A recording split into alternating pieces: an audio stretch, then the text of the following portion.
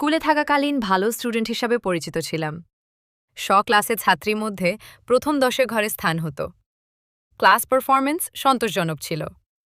Headmistress সহ সব শিক্ষক শিক্ষিকা পছন্দ করতেন আমাকে। আমাকে নিয়ে তাদের আশা ছিল অনেক, কিন্তু তাদের হতাশ করি আমি। সপরিবারে খ্রিস্টান পাড়ায় চলে আসার পর মূলত আমার অধঃপতনের শুরু। কলেজে পড়ছিলাম তখন। বাবার অটোমোবাইলসের ব্যবসা ভালোই চলছিল। তার কাছ থেকে প্রতিদিন হাত খরচের জন্য কিছু টাকা পেতাম, যখন যত চাই। আমাকে একটা মোবাইল কিনে দিয়েছিলেন তিনি। সেই সময়ে যখন ওই বয়সী ছেলেমেয়ের মোবাইল থাকা তো দূরের কথা, বড়দের মধ্যে মোবাইল ব্যবহারকারীর সংখ্যাও ছিল খুব কম। বান্ধবী অথবা কাজিনদের নিয়ে যখন তখন আড্ডা। বাসায় ছিল আনলিমিটেড ইন্টারনেট কানেকশন। গেম খেলতাম, গান ডাউনলোড করে করে হার্ড ডিস্ক ভরে ফেলেছিলাম। পাঠ্য বই বাদে অন্য সব বই পড়তে বেশি ভালো লাগত। শিক্ষাজীবনের সবচেয়ে মূল্যবান সময়টাতে সময় নষ্ট করার প্রায় সব উপকরণ সামনে ছিল আমার। সময়ের গড্ডলিকা প্রবাহে গা ভাসিয়ে দিয়েছিলাম। ভবিষ্যতে স্বপ্ন দেখা ভুলে গিয়ে বর্তমান নিয়ে পড়ে রইলাম। কাজেই যা হওয়ার তাই হল। উচ্চ মাধ্যমিক পরীক্ষায় ভালো ফলাফল অর্জন করতে পারলাম না। খুব ভেঙে পড়লাম। নতুন করে স্বপ্ন দেখানোর মতো দূরদর্শী কেউ ছিল না পাশে আমার। এই ব্যর্থতার পেছনে বাবা মাকেই দায়ী বলে মনে হল। তাদের প্রতি একটা ক্ষোভ জন্ম নিল মনে, আর নিজের প্রতি ঘৃণা। এদিকে কাছের এক বান্ধবী কাঙ্ক্ষিত ফলাফল না পেয়ে আত্মহননের ব্যর্থ চেষ্টার ফলে তখন হাসপাতালে ভর্তি। ওর কথা ভেবে সান্ত্বনা দিলাম নিজেকে। অন্তত পাশ তো করতে পেরেছি। শুনেছি ঈশ্বর যা করেন ভালোর জন্যই করেন। যা ঘটেছে তা যে আমার জন্য সত্যিকার অর্থে কল্যাণকর ছিল তা বুঝেছি অনেক পরে। মিশনারি স্কুল থেকে বের হয়ে এসেছিলাম। মুসলিমদের সাথে মেলামেশা করছিলাম, অথবা ধর্মহীনদের লেখা বইপত্র পড়ছিলাম বলেই কিনা জানি না, মনের অজান্তে ধীরে ধীরে ধর্ম নামক বস্তুটি থেকে দূরে সরে আসতে লাগলাম। যদিও তখনও নিজেকে খ্রিস্টান বলে দাবি করতাম, খ্রিস্ট ধর্মকে ভালোবাসতাম, কিন্তু আগের মতো আর প্র্যাকটিসিং রইলাম না। গির্জায় যেতে আর ভালো লাগত না। মনে হতো সেখানে প্রার্থনা করতে না, মুখে ঠোঁটে রং মেখে পার্টিতে যাচ্ছে সবাই। আমার ধারণা ছিল যে মনে প্রাণে বিশ্বাস আর ভক্তি সহকারে মিশায় যোগ দেওয়ার উদ্দেশ্যে সেখানে যায় শুধু বয়স্ক কিছু লোকজন। ব্যতিক্রম অবশ্যই আছে, তবে তাদের সংখ্যা খুব কম। ফাদারের কাছে যিশুর নামে একই কথা বারবার শোনা, মুখস্থ কিছু বুলি আওড়ানো বিরক্তিকর মনে হতে লাগল। আমার দৃষ্টিতে ইসলাম বরাবরই ছিল একটা বর্বর ধর্ম। এরা বছরের একটি বিশেষ দিনে হাজার হাজার পশু হত্যা করে উৎসব পালন করে, যুদ্ধ করে, মানুষ মেরে এরা উল্লাস করে। বহুবিবাহ অথবা বাল্যবিবাহ বৈধ বলে মানে। শুনেছি মুহাম্মাদের নাকি অনেকগুলো স্ত্রী ছিল। মেয়েদের এরা মানুষ বলে মনে করে না। পর্দার নামে জোর করে তাদের নিনজাটাই পোশাক পরিয়ে বন্দি করে রাখা হয়। কিছু নিম্নশ্রেণীর অশিক্ষিত বুদ্ধিহীন লোকজন এই ধর্ম নিজেদের জীবনে মেনে চলে। ইসলাম পালনকারী মুসলিমরা সব জঙ্গি নয়তো রাজাকারের দল। ভাগ্যিস আমার যেসব মুসলিম বন্ধু রয়েছে তারা কেউ ধর্ম নিয়ে বাড়াবাড়ি করে না, বরং তারাও হুজুর টাইপের ছেলেপেলেদের পছন্দ করে না খুব একটা। ইয়াহু মেলের স্প্যাম ফোল্ডার চেক করছিলাম একদিন। অনেক সময় দরকারি মেল ওখানে চলে যায়। হঠাৎ চোখে পড়ল বাংলা ভাষায় অনলাইনে কুরআন পড়া নিয়ে কি একটা মেল এসেছে। কি মনে করে মেলটা ওপেন করলাম। quranSharif.org নামের একটা ওয়েবসাইটের কথা বলা হয়েছে। এখানে নাকি বাংলা ভাষায় কুরআন পড়া যাবে। ক্লিক করার পর একটা সাইট ওপেন হলো। আরবি, বাংলা আর ইংরেজিতে লেখা কোরআনের এক একটা বাক্য। মজা করার জন্য প্রথম দিকের আরবিতে লেখা একটা লাইন কপি করে MSN মেসেঞ্জারে স্ট্যাটাস দিয়ে দিলাম। সে সময় ফেসবুকের অস্তিত্ব ছিল না। কে কি মনে করেছিল জানি না, তবে আমার এক মামা ওই স্ট্যাটাস দেখে মাকে বলে দিয়েছিলেন। সে কি বকা খেলাম সেদিন। মা কেন যেন ভয় পেয়েছিলেন বলে মনে হলো। আমি যে স্রেফ মজা করার উদ্দেশ্যে মুসলিমদের কোরআন থেকে আরবিতে স্ট্যাটাস দিয়েছি, কেন যেন তা সহজে মেনে নিতে পারলেন না তিনি। আরেকবার মুসলিমদের রোজার পর যে ঈদ হয় তার আগের রাতে মোবাইল অপারেটর থেকে মেসেজ আসল যে ঈদ উপলক্ষে বন্ধুদের গান উৎসর্গ করা যাবে। এবারও মজা করার জন্য পয়সা খরচ করে কয়েকজন বাইবেল বা অন্য কোনো ধর্মীয় বই পড়া ছেড়ে দিয়েছিলাম ততদিনে। কি লাভ ওসব পড়ে? যাদের বেশি বেশি ধর্মকর্ম করতে দেখা যেত তাদের নিজেদের জীবনে যিশুর শিক্ষার প্রতিফলন দেখতে পেতাম না। খুব কষ্ট আমার। মনে হতো মানুষের দ্বারা পৃথিবীতে যে এতগুলো ধর্ম তৈরি হয়েছে, এত কাহিনী রচিত হয়েছে, তার পেছনে উদ্দেশ্য তো একটাই, আমরা যেন সৎ পথে চলি, আচার আচরণে ভালো হই। অথচ ধর্মের রিচুয়ালগুলো নিয়মিত মেনে চলা মানুষগুলোকেই দেখা যায় সবচেয়ে বেশি পাপে লিপ্ত। এই ধর্মের কারণেই পৃথিবীতে যত দুঃখ, কষ্ট, ভেদাভেদ। সাধারণ খ্রিস্টানদের দেখতাম ধর্মের সাধারণ বিষয়গুলো সম্পর্কে ন্যূনতম ধারণা নেই। কোনো রিচুয়াল কেন পালন করা হয়, ঐতিহাসিক ভিত্তি কী, বাইবেলে আদৌ বলা হয়েছে কি না, এসব জানার প্রয়োজন বোধ করে না কেউ। কলেজে ওঠার অনেক আগেই ধর্মের বই পড়া ছেড়ে দিয়েছিলাম। ওগুলো স্থান দখল করে নিয়েছিল সেবা প্রকাশনী, জাফর ইকবাল, হ্যারি পটার আর দেশি বিদেশি কিছু বিখ্যাত লেখকদের হাবিজাবি উপন্যাস। মূর্তিপূজারীদের বাইবেলে পৌত্তলিক বলা হয়। স্কুলের ধর্মশিক্ষা বইতে পড়েছি ঈশ্বরের 10 আজ্ঞা, যা তিনি মোশির কাছে দিয়েছিলেন। সেখানে স্পষ্ট ভাষায় বলা আছে ঈশ্বর ছাড়া অন্য কারো উপাসনা করা নিষিদ্ধ। অথচ আমাদের গির্জাগুলোতে মূর্তির ছড়াছড়ি। আমি প্রভু, তোমাদের ঈশ্বর, আমি তোমাদের মিশরের দাসত্ব থেকে মুক্ত করেছি, তাই তোমরা এই নির্দেশগুলো মানবে। আমাকে ছাড়া তোমরা আর কোনো দেবতাকে উপাসনা করবে না। তোমরা অবশ্যই অন্য কোনো মূর্তি গড়বে না, যেগুলো আকাশের, ভূমির অথবা জলের নিচের কোনো প্রাণীর মতো দেখতে। কোনো মূর্তির উপাসনা বা সেবা করবে না, কারণ আমিই প্রভু, তোমাদের ঈশ্বর। যারা অন্য দেবতার উপাসনা করবে তাদের আমি ঘৃণা করি। একজন মানুষ কি করে সজ্ঞানে মানুষের তৈরি প্রাণহীন মূর্তির কাছে প্রার্থনা করে, তা যেন আর বোধগম্য হতে চাইল না। কমন সেন্সের ব্যাপার। ছেলেবেলায় মা নানিরা যখন বলতেন মিশা শেষে মূর্তিগুলোর পা ছুঁয়ে প্রণাম করে আসতে, দৌড়ে চলে যেতাম কে কার আগে সবগুলো মূর্তির পা ছুঁতে পারি। অবুঝ শিশু ছিলাম বলে এই সহজ ব্যাপারটা নিয়ে ভাবতাম না যে মাটির মূর্তির কোনো ক্ষমতা নেই কিছু শোনার বা দেখার। অথচ জ্ঞান, বুদ্ধি, বিবেক সম্পন্ন প্রাপ্তবয়স্ক লোকজনের মাথায় কেমন করে ঢোকে না এই সহজ ব্যাপারটা? সনাতন হিন্দুদের ধর্মকে আজীবন মিথ্যা বলেই জেনে এসেছি। রূপকথার মতো কল্পকাহিনীতে ভরা আজব এক ধর্ম। এই ধর্মের ৯০% অনুসারীও দেখেছি মন থেকে বিশ্বাস করে না এসব। অথচ আমরা তো ওদেরই মতো মানুষের তৈরি মূর্তি পূজা করি। কলেজ শেষে অন্য কোথাও ভর্তির জন্য তেমন চেষ্টা না করেই হুট করে ভর্তি হয়ে গেলাম এক প্রাইভেট ইউনিভার্সিটিতে। মায়ের রক্ষণশীলতার কারণে এবারও বাসা থেকে সবচেয়ে কম দূরত্বে অবস্থিত প্রতিষ্ঠানটি বেছে নিতে হল।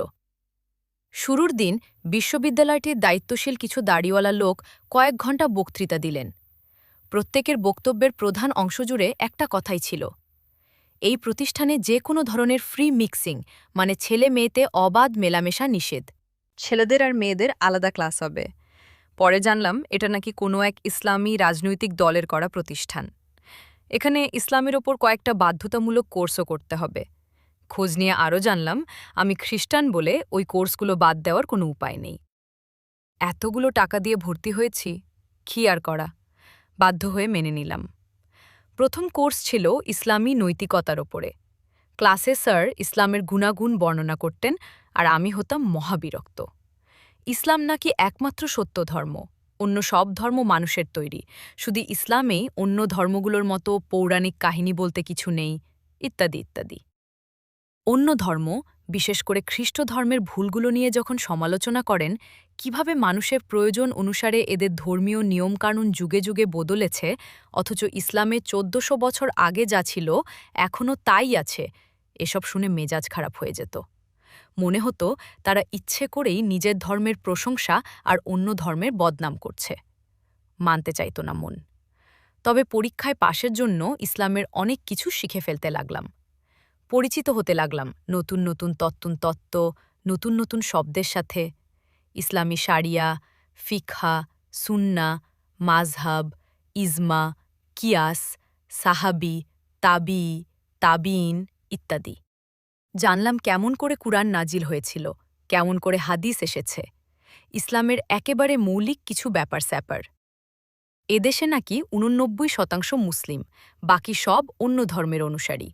অথচ ইসলাম সম্পর্কে বলতে গেলে কিছুই জানা ছিল না আগে।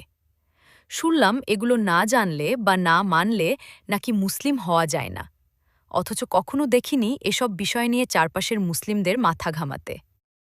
আমার মতো আমার মুসলিম সহপাঠীদেরও দেখলাম ইসলামের অনেক কিছুই জানা নেই। তারাও আমার মতো বাধ্য হয়েই পড়ত বলে মনে হতো। আমি মুসলিম না, এসব বিশ্বাস করি না বা মানি না, এটা বোঝানোর জন্যই হয়তো গলায় বড়সড় এক ক্রুশ ঝুলিয়ে ক্লাসে যাওয়া শুরু করলাম। যে কোনো সমস্যায় অথবা বিশেষ বিশেষ সমময়ে বুকে ক্রুশের চিহ্ন আঁকার অভ্যাস আগে থেকেই ছিল। সে সময় তখন এই কাজটা করতে লাগলাম। রেডিও শোনার বদ অভ্যাস ছিল সে সময়। শুক্রবারে রেডিওতে কুরআন শুনতে পেলে বিরক্তির সাথে বন্ধ করে দিতাম। অসহ্য লাগত কুরআন তেলাওয়াত। এদিকে ইসলাম সম্পর্কে যত জানছিলাম তত নিজের ধর্মের প্রতি একেবারেই আগ্রহ হারিয়ে ফেলতে লাগলাম। মনে হলো সব ধর্মই মানুষের তৈরি, ধর্ম না মানলেও চলে। আবার যারা ধর্ম মেনে চলে তাদের মাঝে খারাপ মানুষের সংখ্যাই বেশি। ধর্ম মানুষের মাঝে বিভেদ তৈরি করে দেয়। বুঝতে পারছিলাম যে ধীরে ধীরে এগেনস্টিক হয়ে যাচ্ছি আমি। নিজেকে নাস্তিক বলতে ভয় পেতাম। তখনও হয়তো ঈশ্বরের ভয় কিছুটা অবশিষ্ট ছিল মনে। একসময় ব্যক্তিগত ধর্মকর্ম একেবারেই বাদ দিয়ে দিলাম। মায়ের পীড়াপিড়িতে বাধ্য হয়ে ধর্মীয় উৎসব উপলক্ষে নতুন জামা পরতে হতো, সেজেগুজে গির্জায় যেতে হতো। সারা বছর ধর্ম থেকে দূরে থেকে শুধু উৎসবের দিনগুলো পালন করব, নতুন জামা পরে ঘুরে বেড়াব। এটা চরম নির্লজ্জ আচরণ লাগত আমার কাছে। বই পড়া আর গান শোনার অভ্যাস নেশায় পরিণত হল। দিন রাত গান শুনতাম, মেটাল ধাঁচের গান বেশি পছন্দ ছিল। আন্ডারগ্রাউন্ড মিউজিকের ভক্ত হয়ে গেলাম। বাসায় কেউ না থাকলে হাই ভলিউমে শুনি। ছোট ভাই তখন গিটার শেখে আর বাসায় এসে আমাকে শেখায়। ধার্মিক প্রকৃতির ভালো মানুষ আগের আমি কখন যে বদলে যেতে লাগলাম নিজেও টের পেলাম না। বদলে গেলাম পোশাক আশাক, চালচলন, কথাবার্তা, বন্ধুবান্ধব, সব কিছুতেই। নিজের চেহারার প্রতি মনোযোগ দেওয়া শুরু করলাম। চুল স্টাইল করে কাটালাম, রং করালাম, চশমা বদলে চোখে ধূসর রঙের কন্ট্যাক্ট লেন্স লাগালাম। ধীরে ধীরে পুরো জীবনধারাই বদলে গেল আমার। এর মাঝেই পড়ে ফেললাম দি দ্য ভিঞ্চি কোড বইটি। এই বই পড়ার পর খ্রিস্টবাদের ওপর ছিটেফোঁটা যতটুকু বিশ্বাস ছিল তাও চলে গেল। কিছু বুঝে ওঠার আগেই পুরোপুরি নাস্তিক হয়ে গেলাম আমি। এর মাঝেই হঠাৎ একদিন মেজমামা চলে গেলেন না ফেরার দেশে। খুব অসুস্থ ছিলেন তিনি। আমাকে নিজের মেয়ের মতো ভালোবাসতেন। জ্ঞান হওয়ার পর তার মৃত্যুটিই ছিল আমার জীবনের সবচেয়ে কাছে থেকে দেখা একটি মৃত্যু। যতই আস্তিক হই আর নাস্তিক, মৃত্যু ঠেকাতে পারে এমন সাধ্য আছে কার? কাল যে মানুষটা নিশ্চিন্তে দুনিয়ার বুকে ঘুরে বেড়াচ্ছিল, আজ তিনি নেই। কোথাও নেই। শুধু দেহটা পড়ে আছে নিথর, নিশ্চুপ। চারপাশের লোকজন সবাই আছে, শুধু মেজমামা নেই। লাশটা ধুয়ে কবর দিতে নিয়ে যাওয়ার আগে আস্তে করে ছুঁয়ে দেখলাম বরফ শীতল কঠিন। আমার মা, নানি, মামা খালারা আর মামাতো খালাতো ভাইবোনেরা সবাই খুব কাঁদছিল। কেন জানি একটু কান্না আসলো না আমার। অনেক কষ্টে একটু কাঁদার চেষ্টা করেছিলাম, শুধু লোকে কি বলবে ভেবে। দূর থেকে চুপচাপ দেখছিলাম শুধু। ধর্ম থেকে দূরে সরে গেলে এভাবেই মনটা শক্ত হয়ে যায় হয়তো। এ ঘটনার পর ধর্ম নিয়ে আমার চিন্তাধারা আবার অন্যদিকে মন নিতে শুরু করল। জানতে পারলাম খ্রিস্টান কেউ মারা গেলে কিছু রিচুয়াল পালন করতে হয়। তার চল্লিশা করতে হয়। 40 দিন সন্ধ্যায় তার আত্মার শান্তির উদ্দেশ্যে বিশেষ প্রার্থনা করতে হয়। অবিশ্বাসী মন নিয়ে আমিও মহোৎসাহে যোগ দিলাম। মামার মৃত্যু উপলক্ষে প্রতি সন্ধ্যায় নানির বাসায় প্রার্থনা সভা বসতে লাগল। আমরা মামাতো খালাতো ভাইবোনেরা সব বড়দের সাথে বসে জপমালার প্রার্থনা করি। না, খ্রিস্টানদের রোসারি বিডসের ধারণা হিন্দুদের জপমালা থেকে আসেনি। রোমান ক্যাথলিকরা বহু আগে থেকেই এটা করে আসছে। যীশুখ্রিস্টের মা মারিয়ামের মূর্তি সামনে রেখে তার উদ্দেশ্যে করা হয় এই বিশেষ প্রার্থনা। একজন চালক পুরো প্রার্থনাটা পরিচালিত করেন, তার সাথে সাথে বাকিরা পড়ে। জপমালা জপা শেষে চালকের সাথে লিটানি আওড়াতে হয়। লিটানি হল এক প্রকার বিশেষ প্রার্থনা, যেখানে চালক এক এক করে যিশুর মা মারিয়ার নামে বিভিন্ন উপমা, খ্রিস্টধর্মের কিছু উল্লেখযোগ্য স্থান বা বস্তুর নামের লম্বা তালিকা বলে যেতে থাকেন। আর সাথে বাকি সবাইকে তাদের কাছে সুপারিশ করতে হয়, আমাদের মঙ্গল প্রার্থনা করো বলে। এ লিটানিতে মারিয়াকে কুমারী মা, ঈশ্বরের মা, স্রষ্টার মা, রানী ইত্যাদি নামে অভিহিত করা হয়। বড় মামা আমাদের প্রার্থনার চালক ছিলেন। যখন দাউদের দুর্গ, স্বর্ণের গৃহ, স্বর্গের দ্বার অথবা ভোরের তারার কাছে প্রার্থনা করতে বলা হতো, আমরা কম বয়সীরা চোখাচোখি করে হাসাহাসি করতাম। এগুলো কি করে আমাদের মঙ্গল প্রার্থনা করবে? সবাই বুঝতাম যে পুরো ব্যাপারটি হাস্যকর, তারপরও কী কারণে যেন আমরা ভয় পেতাম তা সবার সামনে প্রকাশ করতে। কিছুদিন যাওয়ার পর আমাদের এই সান্ধ্যকালীন প্রার্থনা সভায় লোকসংখ্যা ধীরে ধীরে কমে যেতে লাগল। বিভিন্ন কাজের অজুহাতে প্রথমে পুরুষরা, পরে মহিলারাও আর আসেন না। এক খালা দেখা যেত প্রার্থনা শুরুর কিছুক্ষণ পরই ঘুমিয়ে পড়তেন। শেষে দেখা গেল নানির সাথে শুধু আমরা কয়েকজন নাতনি আছি। আমি তখন বই দেখে দেখে প্রার্থনা চালাতে লাগলাম। কেন যেন বেশ উপভোগ করেছিলাম ব্যাপারটা। ধর্ম সম্পর্কে আমার ধারণা তখন অন্যান্য সাধারণ ধর্মাবলম্বীদের মতো ছিল। যার যার ধর্ম তার তার। সব ধর্ম আসলে মানুষের তৈরি। আমি আমারটা মানি, তুমি তোমারটা। আবার কিছু না মানলেও ক্ষতি নেই, মানবকর্মই শ্রেষ্ঠ ধর্ম। ভার্সিটিতে আবার নতুন উদ্যমে পড়াশোনায় মনোযোগ দিয়েছিলাম। ভালোই চলছিল সবকিছু। হঠাৎ কি যে হয়ে গেল, আবারও বিপর্যয় নেমে এলো আমার জীবনে। কয়েক সেমিস্টার পড়ার পর হঠাৎ করেই বাবার ব্যবসায় বিরাট ক্ষতি হয়ে গেল। বলে দিলেন ভার্সিটিতে এবার আমার সেমিস্টার ফি দিতে পারবেন না। এদিকে সামনে ফাইনাল পরীক্ষা। নিয়মিত সব ক্লাস করেছি, ক্লাস টেস্ট, কুইজগুলোতে মোটামুটি সর্বোচ্চ নাম্বার পেয়ে এসেছি। ক্লাস পারফরমেন্স সন্তোষজনক, পরীক্ষার প্রস্তুতিও শেষ। অথচ টাকা না দিলে অ্যাডমিট কার্ড পাব না। টাকা জোগাড় হলো না, পরীক্ষা দিতে পারলাম না। অনেক কষ্টে ধৈর্য ধরলাম, নিজেকে সান্ত্বনা দিলাম। একটা সেমিস্টার মিস গেলে এমন কিছু যায় আসে না, কোর্সগুলি পরে নিয়ে নেওয়া যাবে। পরের সেমিস্টারে একই অবস্থা। আমি তখন পাগলের মতো টিউশনি খুঁজে বেড়াচ্ছি।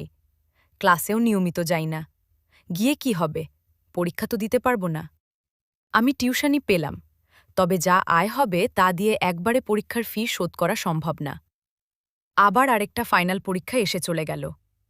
ঈশ্বর যদি সত্যিই থেকে থাকেন তাহলে কেন এমন হল? হতাশায় ভেঙে পড়লাম আমি। সেমিস্টার ফাইনাল দিতে না পারায় সেই 1 মাস প্রতিটা দিন অলস সময় কাটাই। হতাশায় জর্জরিত আমি জীবনের উদ্দেশ্য নিয়ে ভাবতে লাগলাম, কি হবে আর বেঁচে থেকে। একবার সিদ্ধান্ত নিলাম সুইসাইড করে ফেলব। আমার নিজের ভুলের কারণেই এই অবস্থা, ফলে নিজেকেই শাস্তি দেব। মনে মনে সব ঠিকঠাক করে ফেললেও সাহসের অভাবে আর করা হয়ে ওঠেনি। মানসিকভাবে বিপর্যস্ত আমি প্রচণ্ড কষ্টে হতাশায় দিনরাত বসে বসে কাঁদতাম। কারো সাথে কথা বলতাম না, কোথাও যেতাম না। মনে হতো যদি অন্য কোনো পৃথিবীতে অন্য আর এক জীবন পেতাম। আমার পরিবার, চারপাশের পরিবেশ, লোকজন সব অসহনীয় হয়ে উঠেছিল। সবকিছু আবার নতুন করে শুরু করতে পারতাম যদি। এরপর কয়েকটা অদ্ভুত ঘটনা ঘটে গেল। এমন কিছু ঘটনা যা আমার পুরো জীবনটাই পাল্টে দিল। সত্যিকার অর্থেই আমি যেন ভিন্ন এক জগতে সম্পূর্ণ ভিন্ন জীবন শুরু করতে পেরেছিলাম। 2007-এর শেষের দিকের কথা। বাসায় তখন কোনো এক কারণে ইন্টারনেটের সংযোগ কেটে দেওয়া হয়েছে। সেই ছোটবেলা থেকেই তো বইয়ের পোকা আমি। স্কুলে নতুন ক্লাসের নতুন বই হাতে পেলে এক নাগাড়ে পুরোটা পড়ে শেষ করে ফেলতাম, কিছু বুঝি আর না বুঝি। তাই হতাশাগ্রস্ত আমি সময় কাটানোর জন্য বাসায় যতগুলো বই ছিল একে একে পড়া শুরু করলাম। পছন্দের কিছু বই দ্বিতীয় তৃতীয়বার পড়ে ফেলার পর হুমায়ূন আহমেদ থেকে শুরু করে সত্যজিৎ রায়, রবি ঠাকুরের যাবতীয় লেখার সমগ্র, এমনকি বঙ্কিমচন্দ্র সমগ্রের মতো দাঁতভাঙা সাহিত্যের বইগুলো পর্যন্ত পড়ে শেষ করলাম। এবার বাকি থাকল বাইবেল। বাইবেল থেকে একসময় নোট করে করে পড়ার অভ্যাস ছিল আমার। তবে সব পড়াই নতুন নিয়মের প্রথম 4টা সুসমাচারে সীমাবদ্ধ ছিল। অন্যান্য বই থেকে বাইবেলের গল্প পড়লেও কখনো সম্পূর্ণ বাইবেলটা পড়ার সুযোগ হয়নি। ভাবলাম সব বই যখন পড়া শেষ, এবার এটাই বাকি থাকবে কেন? একেবারে প্রথম থেকে পড়া শুরু করে দিলাম। তবে এবার নিছক সময় কাটানোর উদ্দেশ্যে, হয়তোবা খ্রিস্ট ধর্ম সম্পর্কে আরেকটু বেশি জানার উদ্দেশ্যে। ধর্মীয় চেতনা সম্পূর্ণ বিলুপ্ত তখন। বাইবেল পড়ছি আর ধর্ম নিয়ে ভাবছি। একসময় এত ধার্মিক খ্রিস্টান ছিলাম, অথচ কখনো নিজের ধর্মগ্রন্থ পুরোটা পড়ার কথা মনে হয়নি। যা শুনেছি, পাঠ্য বইসহ অন্যান্য বইয়ে পড়েছি, তাই মেনে নিয়েছি। অথচ বাইবেল যতই পড়ছিলাম আশ্চর্য হচ্ছিলাম। ওল্ড টেস্টামেন্টের প্রথম ৫টি খণ্ড বা পুস্তককে একসাথে বলা হয় পেন্টাটিউচ। ৫টি খণ্ড হচ্ছে আদি পুস্তক, যাত্রা পুস্তক, লেবীয় পুস্তক, গণনা পুস্তক এবং দ্বিতীয় বিবরণ। পুরনো নিয়মের যে ২৯টি খণ্ডের সংগ্রহ আছে তার মূল বিষয়বস্তু হচ্ছে এ ৫টি।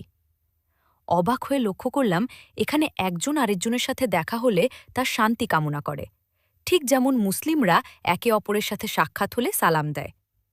বাংলা সাধুরীতিতে লেখা বাইবেলের অনুবাদের প্রথম ৫টি খণ্ড বহু কষ্টে পড়ে শেষ করলাম। কেন জানি খুব বোরিং লেগেছিল। এরপর বাকি অংশ পড়ার ধৈর্য ছিল না আর, সোজা চলে গেলাম নিউ টেস্টামেন্টে।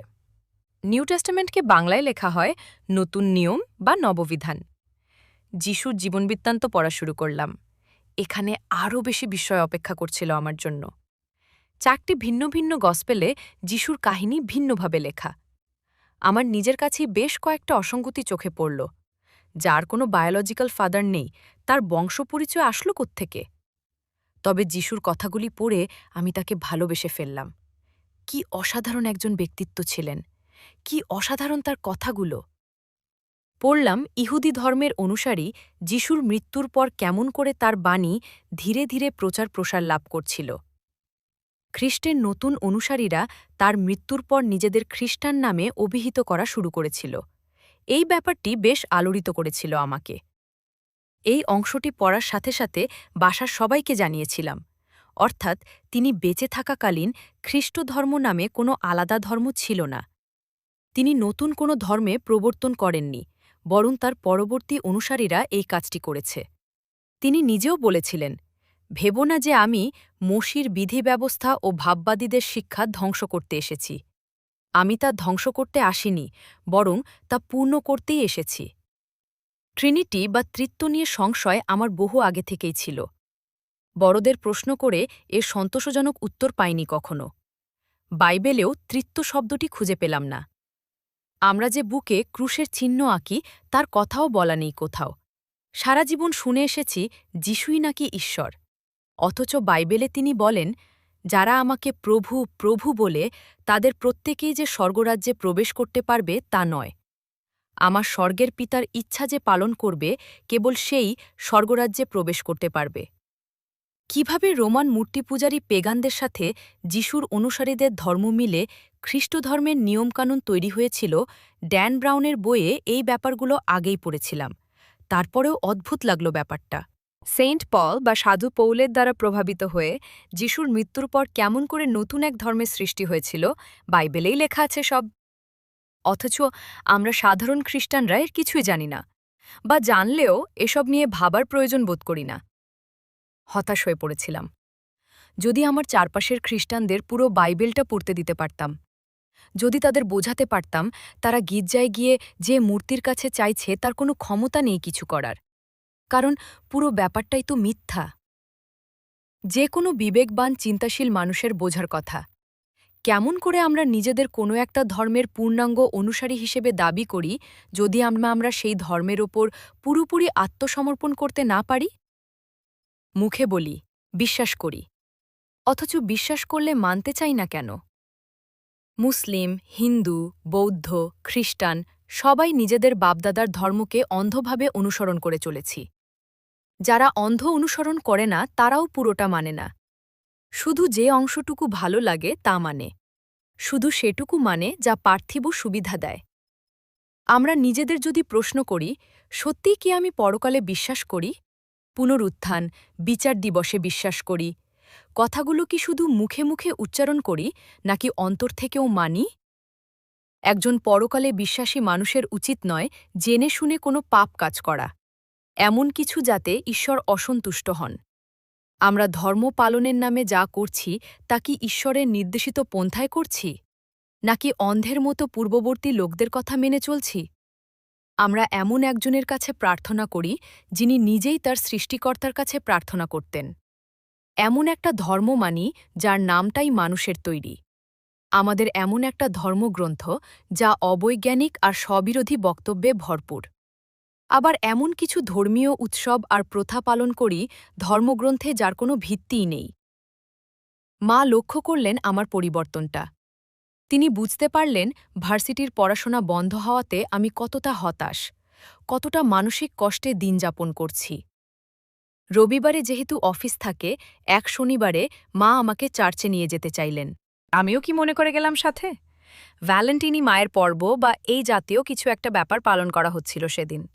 যিশুর মা মারিয়ার বড় একটা মূর্তি এনে রাখা হয়েছে সামনে। সেই মূর্তির পায়ের কাছে কেউ কেউ ফলটল এনে রাখছে। কয়েকটা অল্প বয়সী মেয়ে প্রত্যেকে একরকম শাড়ি পরে সেজেগুজে এসে হিন্দুদের মতো আরতি দিতে লাগল। প্রত্যেকে হাতের থালায় জ্বলন্ত প্রদীপ নিয়ে মূর্তির সামনে ঘোরাচ্ছে। প্রচণ্ড বিরক্তিতে আর এক মুহূর্ত সেখানে থাকার ইচ্ছা হলো না আমার। মূর্তিগুলো ভেঙে চুরমার করে দেওয়ার ইচ্ছাটা অনেক কষ্টে দমন করতে হলো। এরা না খ্রিস্টান না হিন্দু, হাস্যকর লাগছিল সবকিছু। অন্ধভক্তি সত্যিই অন্ধ করে দেয় মানুষকে। দেখতে দেখতে আবারও নভেম্বরের ২ তারিখ এলো, মৃতলোকের পর্ব। নানার কবরে যথারীতি সবাই মোম জেলে প্রার্থনা করল। কবরে শায়িত একজন মৃত ব্যক্তির কাছে প্রার্থনা করছি, এই অদ্ভুত ব্যাপারটা নিয়ে কারও মনে কোনো চিন্তাই এলো না। আমি এসব প্রার্থনার ধার ধারলাম না, জ্বলন্ত কবরগুলোর ছবি তোলায় বেশি মনোযোগী হলাম। রাতের আধারে কয়েকশো কবর অসংখ্য মোমের মৃদু আলোয় জ্বলজ্বল করছে। কি সুন্দর অপার্থিব একটা দৃশ্য। খ্রিস্টানদের মধ্যে অনেকগুলো ডিনমিনেশনস বা দল রয়েছে। এদের বিশ্বাসে, নিয়মে, রীতিনীতিতে রয়েছে অনেক পার্থক্য। স্কুলে আমার খ্রিস্টান সহপাঠীদের মধ্যেও দেখেছিলাম ধর্ম পালনে ভিন্নতা। এই ব্যাপারটা নিয়ে খুব একটা চিন্তাভাবনা করতাম না সে সময়। আমাদের দেশে প্রধানত ২ দলের খ্রিস্টান রয়েছে, ক্যাথলিক আর ব্যাপটিস্ট। ক্লাস 9-এর একটা মেয়েকে ওর বাসায় গিয়ে পড়াতাম। ওরা ছিল ব্যাপটিস্ট, ওদের চার্চ আলাদা। ওর কাছ থেকে শুনলাম সেখানে নাকি ক্যাথলিকদের মতো কোনো মূর্তি থাকে না, মুসলিমদের মসজিদের মতো একদম খালি। ওর স্কুলের ধর্মশিক্ষা বইটি হাতে নিয়ে দেখলাম উল্টে পাল্টে। নতুন সংস্করণে দেখা গেল ব্যাপক সংস্কার করে ফেলা হয়েছে। মসির কাছে দেওয়া ঈশ্বরের 10টা আজ্ঞা ক্যাথলিক আর ব্যাপটিস্টদের জন্য আলাদা করে ছক করে দেওয়া। যে যেটা মানে সে সেটা লিখবে পরীক্ষায়। তার মানে তারা একই ধর্মের হলেও নিজেরাই নিজেদের নিয়মকানুন নিয়ে বিভ্রান্ত। জিহোবার উইটনেস বা জিহোবার সাক্ষী নামের আরও একটা দল রয়েছে। তারা হঠাৎ হঠাৎ গির্জায় বা ক্যাথলিক খ্রিস্টানদের বাসায় এসে হাজির হয়। হাতে থাকে বাংলায় অনুবাদ করা উন্নতমানের পৃষ্ঠায় ছাপা আকর্ষণীয় রঙিন ছবিওয়ালা পুস্তিকা, বই আর লিফলেট। ওরা খ্রিস্টানদের মতো পবিত্র ত্রিত্বে বা ট্রিনিটিকে বিশ্বাস করে না। বিশ্বাস করে না মৃত্যুর পর অনন্ত জীবন অথবা নরকের শাস্তি। নিজেদের দলে যোগ দেওয়ার আহ্বান জানাতে আসে ওরা। বিদেশি বক্তাদের নিয়ে বিভিন্ন সেমিনারের আয়োজন করে, সেখানে অংশগ্রহণের আমন্ত্রণ জানায়। অনেক আগে থেকেই আগ্রহের সাথে পড়তাম ওদের দেওয়া বই, লিফলেটগুলো। ওরা ক্যাথলিকদের মতো যিশু অথবা মারিয়ার মূর্তি পূজা করে না, বড়দিন আর ইস্টার সানডে পালন করে না কারো জন্মদিন। ওরা বলে খ্রিস্ট ধর্মে ওসব এসেছে পেগান বা মূর্তি পূজারীদের ধর্ম থেকে। শুনেছিলাম জাতীয় পতাকাকে স্যালুট করাকেও ঠিক মনে করে না এরা। ক্যাথলিক বিশ্বাস ত্যাগ করে ২-১ জন করে করে আমাদের এলাকার কেউ কেউ পুরো পরিবার সমেত ওদের দলে যোগ দিচ্ছিল। আমার খ্রিস্টান আত্মীয়দের কাছে জিহোবার সাক্ষীদের বিরুদ্ধে প্রায়ই শোনা যেত। তারা পছন্দ করতেন না তাদের এহেন স্রোতের বিপরীত চিন্তাধারা। একদিন বাসার পুরনো বই, খাতা আর কাগজ সব বিক্রির জন্য বাইরের বারান্দায় স্তূপ করে রেখেছিলাম। টিউশনি থেকে ফিরে দেখি বাবা কখন যেন সব কাগজওয়ালার কাছে বেচে দিয়েছেন। বই খাতাগুলো যেখানে ছিল সেখানে দেখলাম ছোট একটা পুস্তিকা পড়ে আছে। জানি না কেন ধুলো ঝেড়ে ওটা ভেতরে নিয়ে এলাম। ভেতরের পাতাগুলো জীর্ণ মলিন, পানিতে ভিজে আবার শুকিয়ে গেলে কাগজ যেমন দেখায় তেমন হয়েছিল পাতাগুলো। পড়া শুরু করে দিলাম। মার্টিন লুথার কিং নামের একজন মানুষের কথা লেখা। সে অনেক বছর আগে কোনো এক ইউনিভার্সিটিতে পড়ত। সে সময় পোপের নির্দেশে সাধারণ মানুষের বাইবেল পড়া এবং নিজের কাছে রাখা নিষিদ্ধ ছিল। চার্চের দেওয়া এরকম অদ্ভুত কিছু নিয়ম মেনে চলতে হতো সবাইকে। যেমন পাপ বিক্রি নামের একটা প্রথা ছিল। সাধারণ লোকেরা অর্থের বিনিময়ে নিজেদের পাপ বিক্রি করে পাপের ক্ষমা লাভ করতে পারত। সেই ছেলেটি তার প্রতিষ্ঠানের লাইব্রেরিতে হঠাৎ একটি বাইবেল খুঁজে পেল। বাইবেল পড়ে সে জানতে পারল ক্যাথলিক চার্চের বেশিরভাগ নিয়মকানুন ভিত্তিহীন, মানুষের তৈরি। বাইবেলে কোথাও লেখা নেই ওসব, বরং যা লেখা আছে তাই মানা হয় না। ছেলেটি একাই সমস্ত অনাচারের বিরুদ্ধে রুখে দাঁড়াল। তার একমাত্র অস্ত্র ছিল বাইবেল। জিহোবার সাক্ষীদের দেওয়া বই ছিল ওটা। তাদের কথাগুলো যুক্তিপূর্ণ বলে মনে হতো আমার, তবে পুরোপুরি বিশ্বাস করতে পারতাম না কেন যেন। এর কিছুদিন পরে কারা যেন ছোট ছোট কিছু লিফলেট দিয়ে গেল বাসায়। একটাতে টেলিভিশনের কুফল সম্পর্কে লেখা, আরেকটাতে দাড়ি সম্পর্কে লেখা। যিশুর মতো দাড়ি রাখতে বলা হয়েছে যিশুর অনুসারীদের। এভাবে বাইবেলের উদ্ধৃতি দিয়ে এক একটাতে এক এক রকম ভালো ভালো কথা লেখা। ধর্ম নিয়ে আগে কম বিভ্রান্ত ছিলাম না, এগুলো দেখে বিভ্রান্তি আরও বেড়ে যেতে লাগল। পুরনো দিনগুলোর মতো ভাবতে শুরু করলাম আবারও, কেন পৃথিবীতে এতগুলো ধর্ম? কেন ধর্মের নামে মানুষে মানুষে শত্রুতা? কেন একই ধর্মে এতগুলো দল? বিশ্বাসে পার্থক্য? খ্রিস্টধর্ম বলে অন্য সব ধর্ম মিথ্যা। আবার যেহেতু আমি প্রমাণ পেয়েছি খ্রিস্টধর্ম মানুষের তৈরি, তাহলে সব ধর্মই মিথ্যা। আসলেই কি সব ধর্ম মানুষের তৈরি? মানুষকে পথ দেখানোর জন্য কোনো একটি সত্য ধর্ম থাকবে না? যদি থাকে, তবে কোন ধর্ম সেটা? আমি তো নিজের ধর্ম সম্পর্কেই এতদিন অজ্ঞ ছিলাম। অন্য ধর্ম সম্পর্কে তো বলতে গেলে কিছুই জানা নেই আমার। ইসলাম সম্পর্কে একটু আধটু জেনেছিলাম সেই ইসলামী কোর্সের মাধ্যমে। অবসর সময়টা তাহলে ধর্ম নিয়ে গবেষণা করেই কাটানো যাক। কলেজের এক হিন্দু ছেলের কাছে ওদের ধর্মগ্রন্থ চেয়ে বসলাম। এরপরের দিনগুলোতে একের পর এক বিস্ময়কর ঘটনা ঘটে যেতে লাগল। আর সেই সাথে শুরু হলো আমার জীবনযাত্রা। ছোট বোন একদিন ওর কলেজের এক সহপাঠীর সাথে ফোনে ওদের পরীক্ষা কী ব্যাপারে যেন আলোচনা করছিল। আমি এপাশ থেকে বোনকে বললাম ওকে জিজ্ঞেস করতে আমাকে পড়ার জন্য কোনো গল্পের বই দিতে পারবে কি না। ছেলেটি জানালো ওর কাছে আধ্যাত্মিক টাইপের বই আছে, চলবে কিনা। বললাম যা আছে দিতে। কিছুদিন পর বইটি হাতে পেলাম। পাকিস্তানি এক আলিমের লেখা উর্দু একটা বইয়ের বাংলা অনুবাদ। ভার্সিটিতে পড়া ইসলামী বইগুলো অনিচ্ছা সত্ত্বেও পাঠ্য বই হিসেবে পড়েছিলাম, আর এটা হলো আমার পড়া প্রথম ইসলামী বই যা আমি আগ্রহের সাথে পড়া শুরু করলাম। এই বই থেকেই আমি প্রথমবার স্পষ্টভাবে সৃষ্টিকর্তার ধারণা পেলাম। ইসলামের দৃষ্টিকোণ থেকে আল্লাহকে জানলাম। আল্লাহ হলেন এমন এক সত্তা যার সাথে মানুষের সম্পর্ক মালিক আর দাসের। মানুষ শুধু তারই দাসত্ব করবে, আর কারো নয়। সত্যি তো, আমরা সম্পূর্ণ তার ইচ্ছার অধীন। আমরা শুধু তার কাছে চাইব আর তার কাছ থেকেই পাব। নাওয়া খাওয়া ভুলে পুরো বইটা একবারে পড়ে শেষ করে ফেললাম। এই বইটার একটা মজার ব্যাপার হলো প্রত্যেক অধ্যায়ের শেষ শব্দ দিয়ে মিলিয়ে পরের অধ্যায় শুরু। তার কিছুদিন পরেই ভার্সিটিতে নতুন সেমিস্টারের ক্লাস শুরু হলো। আবার ক্লাসে যাওয়া আসা শুরু করলাম আমি। তখন ছিল রমাদান মাস। কিছু মেয়েকে কেমন যেন অন্যরকম লাগছিল দেখতে।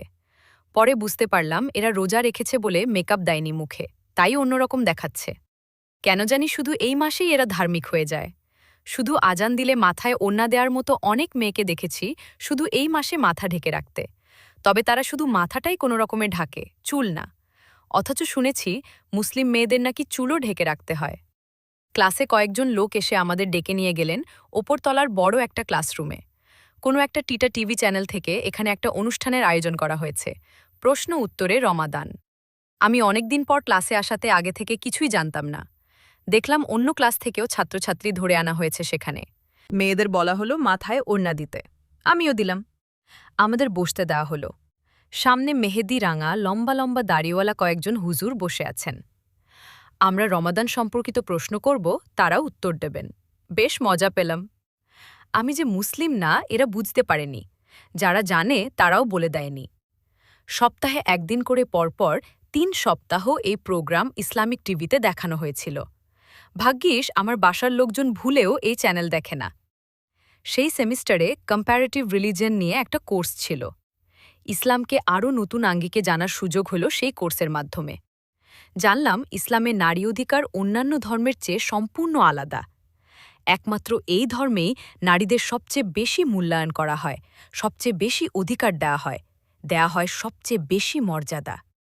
অন্যান্য ধর্মে মানুষ যুগে যুগে নিজেদের প্রয়োজনে বদলে নিয়েছে নিজেদের ধর্মীয় বিধিনিষেধ। ইসলাম এমন এক জীবন ব্যবস্থা যেখানে সৃষ্টিকর্তা আল্লাহ নিজে যে বিধান দিয়েছেন তাই মানা হয়। কুরআন এমন একমাত্র ধর্মগ্রন্থ যা আজ পর্যন্ত অবিকৃত অবস্থায় রয়েছে এবং ভবিষ্যতেও থাকবে। ইসলামের বেশ কিছু প্রচলিত অপ্রচলিত ভুল ধারণা থেকে মুক্ত হয়েছিলাম এই কোর্সটি করে। প্রচুর প্রশ্ন করতাম ক্লাসে, কত কিছু জানার আছে।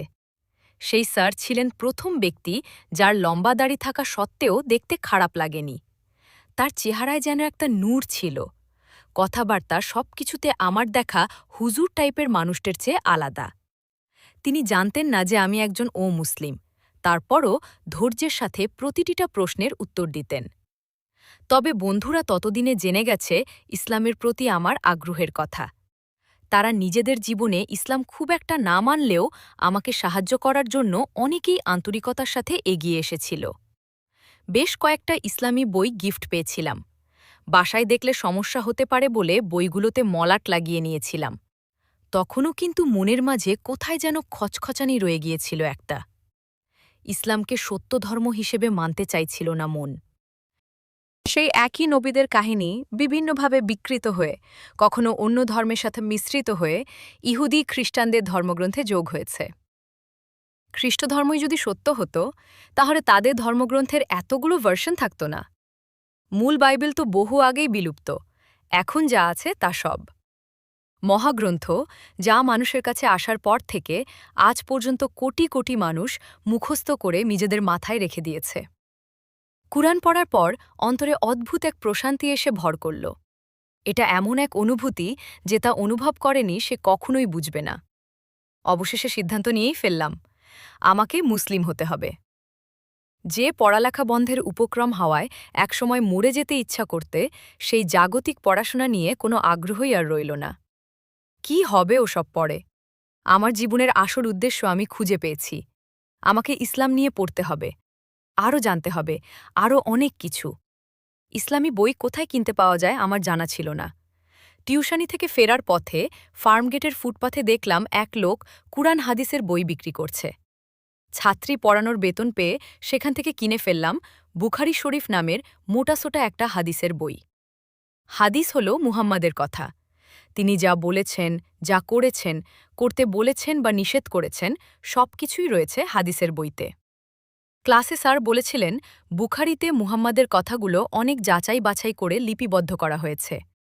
অন্যান্য হাদিসের তুলনায় সবচাইতে বেশি গ্রহণযোগ্য। বুখারী পড়ে অভিভূত হয়ে গেলাম।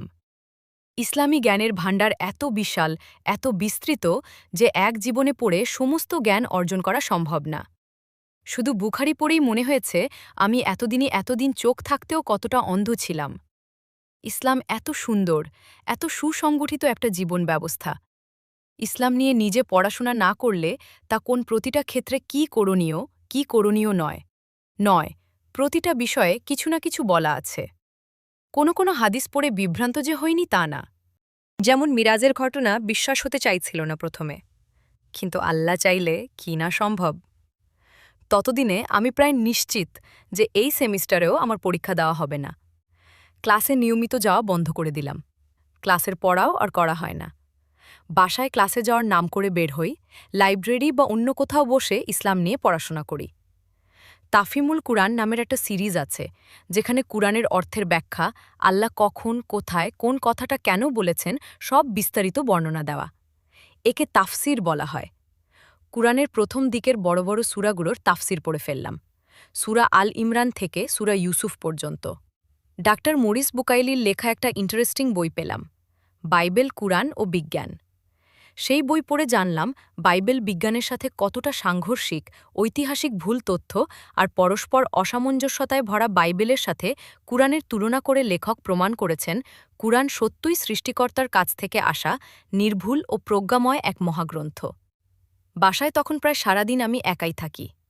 অজ্ঞতার দিনগুলোতে যেই আমি টিভির চ্যানেল বদলানোর সময় ইসলামী চ্যানেলগুলো বিরক্তির সাথে হাইড করে রাখতাম, সেই আমি ইসলাম শেখার জন্য বিভিন্ন বইপত্র পড়া ছাড়া বাকি সময়টুকু পিস টিভি দেখে ব্যয় করতে লাগলাম। আমার কাছে পিস টিভি ছিল স্বর্ণের খনির মতো।